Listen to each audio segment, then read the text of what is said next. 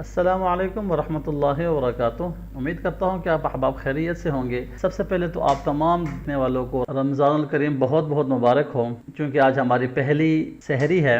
تو آج سحری کے بعد آپ کون سی دعا پڑھیں گے؟ جب سے آپ روزہ رکھتے ہیں تو روزہ رکھنے کی کیا نیت ہے یہ آج ہم سیکھتے ہیں۔ تو چلیے شروع کرتے ہیں۔ روزہ رکھنے کی نیت، وَبِصَوْمِ غَدٍ نویت من شہر رمضان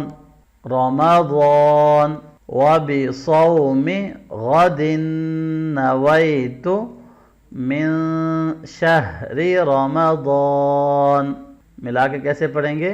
وبصوم غد نویت من شہر رمضان وبصوم غد نویت من شہر رمضان۔